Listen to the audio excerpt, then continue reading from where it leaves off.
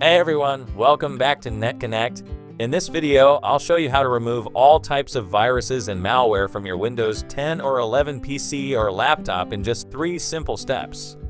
This will also help improve your system's performance noticeably, and it only takes a few minutes. Let's get started. Step 1. Clean up junk and temporary files. First, click the Start menu search box and type cleangr. From the suggestions, select Disk Cleanup.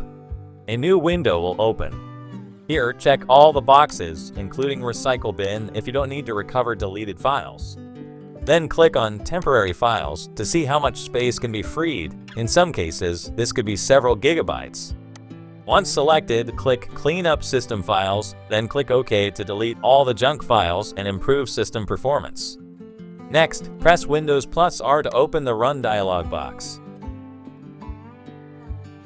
Type temp, then press Enter.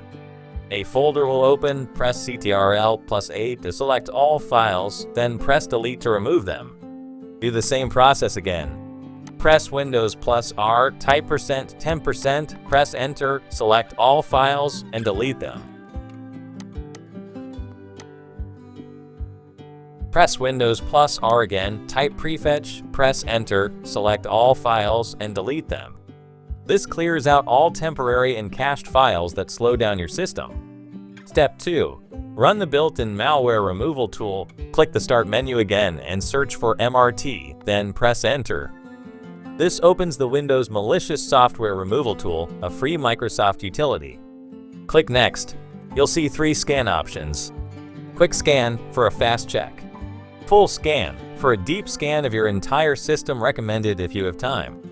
Custom Scan to scan specific folders. Choose Full Scan for the best results, then click Next. The tool will now scan and remove any detected malware or viruses from your system. Step 3. Restart your PC. After completing all these steps, restart your computer. You'll notice that performance is improved and virus or malware infections are removed.